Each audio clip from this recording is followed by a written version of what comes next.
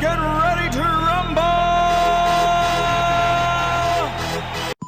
What up, y'all? It's Dat Boy back with another edition of Throwdown Thursday. Boy, did we just have a crazy week. The Browns make it to the playoffs for the first time in forever. Nick Saban just surpassed the Bear for most national titles of all time. James Harden gets dealt in an absolute blockbuster trade involving 4 teams. And we had barbarians try to overthrow our government. Yo, 2021 is lit. So I think a lot of people need a break from all the craziest that's going on with the Capitol and stuff. So let's go and take a look at these NFL lines and see what's going on this weekend. All right, so last week in the NFL, I laid a goose egg on Saturday and then went undefeated on Sunday. So let's go ahead and just put 2 days together instead of 1 this week. All right, so first game on Saturday is going to be the Packers hosting the Rams. Started off as a touchdown. Now it's down to 6.5 pretty much everywhere. So Rams definitely been struggling on offense for most of the year. They're 20th in total score. They got decent rushing and passing yards, but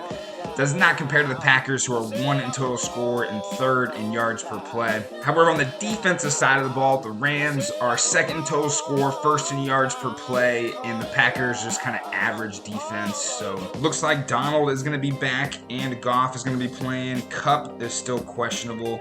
And Wolford is questionable, even though it looks like he broke his neck last game. Green Bay is going to be healthy. They are out a tackle and a guard that are the typical starters, Taylor and Bakatarari, or whatever the hell you say his name. For the most part, they're going to be healthy. They had to bye.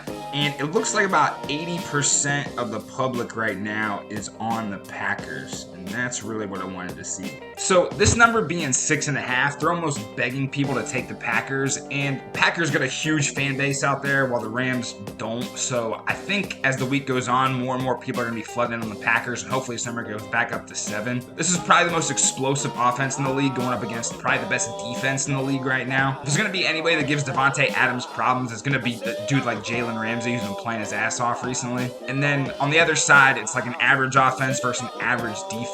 The Packers obviously have an advantage getting a bye, but the Rams definitely showed me something coming out and basically controlling the Seahawks. I mean, it's not easy to get past Russell Wilson, and the Seahawks have been playing a lot better defense leading up to the playoffs, so that was a really impressive win.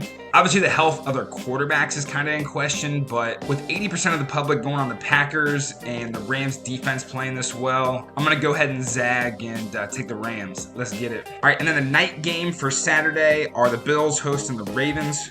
This line started off at 3. Now it's down to 2.5. Baltimore, best rushing team in the league and the worst passing team in the league, but that's what happens when your quarterback is a running back. Bills, they've been rolling all year, 2nd in total score, 4th in yards per play. Defensively, Ravens are number 1 in total score, 7th in yards per play, and the Bills defense is not that great. Looks like Peters is questionable Saturday for the Ravens.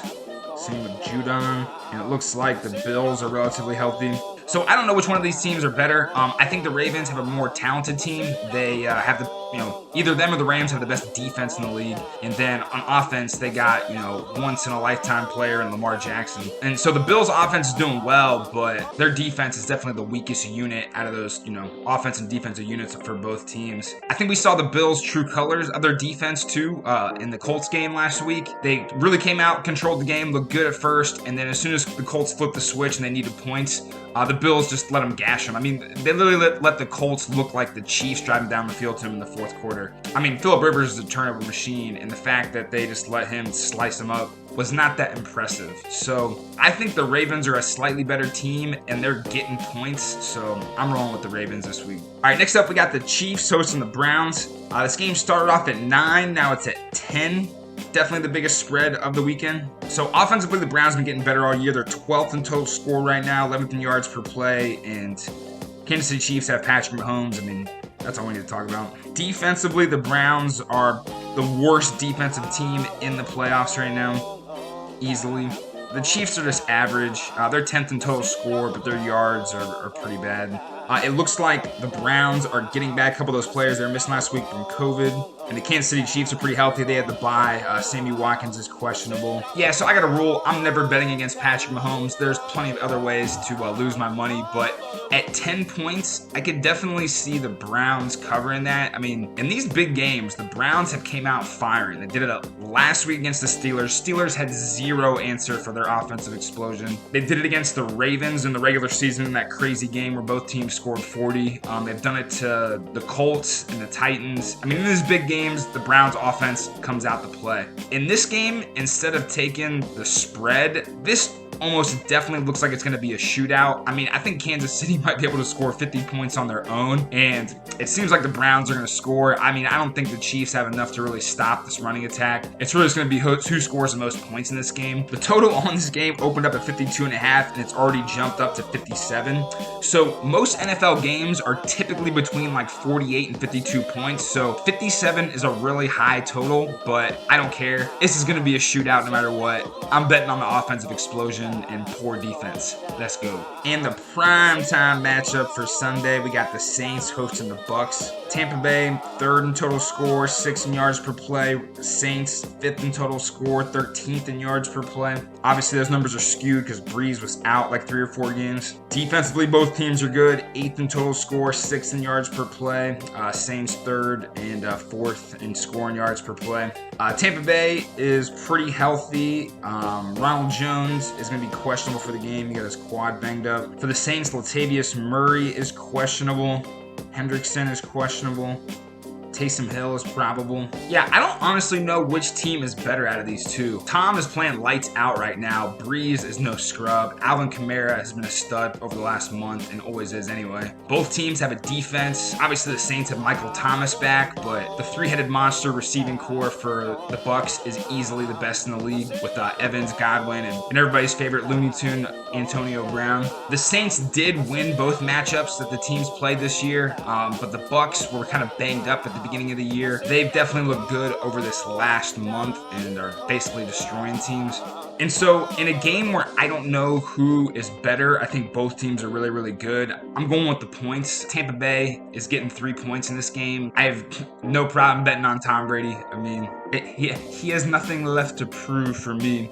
Even though I kind of would like to see Breeze and the Saints win, I think they kind of got hosed the last few years in the playoffs. I still got to make a business decision, so I'm going with Tom and the Bucks. Let's go. So here are my picks for the NFL this week. Last week I pretty much went all chalk. This week I'm pretty much going all dogs with the total in there instead. If you like my picks, definitely let me know down in the comments. If you disagree with me and think I'm a big fat dummy, feel free to let me know as well. Who do you like? This is what I'm going after this weekend. All right, that's it for the NFL. It's getting shorter and shorter every week, which is always sad when the season comes to an end. But hey, we got to figure out who's going to be a champion. And of course, also the other big news this week was James Harden finally got dealt after looking completely out of shape and going to strip clubs all the time instead of being at practice and throwing balls at players and just being a complete immature, whiny baby. The Rockets finally had enough with him and sent him off to New Jersey, where I hear the strip clubs aren't quite as good, so I don't know how he's going to cope with that. But this was a monster deal. There's 4 teams involved, and I just want to go over the particulars with everybody just in case you haven't had a chance to look at it yet. So the Nets obviously receive Harden, and they get a second-round pick from the Cavs. They're losing Jarrett Allen, Taurean Prince, and Alexander Veznikov.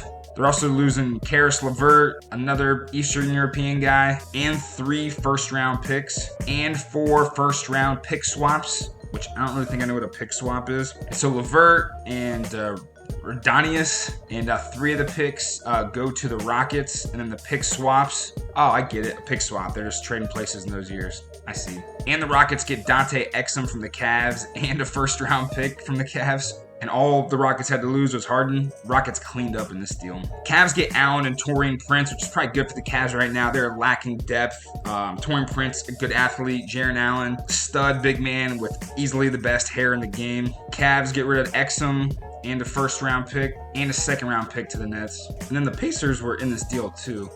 So the Rockets immediately dealt LeVert to the Pacers and a second rounder, and then they got Victor Oladipo. Yeah, Rockets cleaned up in this one for sure. I have no idea how Harden is going to work out in the Nets. I mean, he's one personality, and then you got Kyrie Irving, who seems to be an absolute cancer wherever he goes. You can only play with one basketball, so I don't know how everybody's going to get their shots with the Nets. Since the Nets already had enough firepower on offense, they probably would be better served getting a more all-around guy or a defensive guy instead. They just doubled down on offense. But there's so much talent on this team now that it wouldn't be surprising if they surpassed the Bucks or the Heat or whoever else is going to be competing in the East. Although when it comes to the title, I still don't think that this team's better than the Lakers or the Clippers. So as far as the Rockets go, they cleaned up, and they might get better this year anyway because Harden was clearly dragging this team down. Just a negative, toxic attitude will destroy any team. But the Rockets got John Wall and Boogie right now. Been banged up at the beginning of the season, missing some games here and there, but once they get rolling, I mean, John Wall looks good when he's been healthy so far this year. And then their 5-man, Christian Wood, has been absolutely killing it. He's kind of just been under the radar in the NBA for a while and seems like a 20-10 guy this year. Getting Oladipo on this team is definitely a good mix, getting an athletic shooting guard that can score. And then they got a shit ton of draft picks.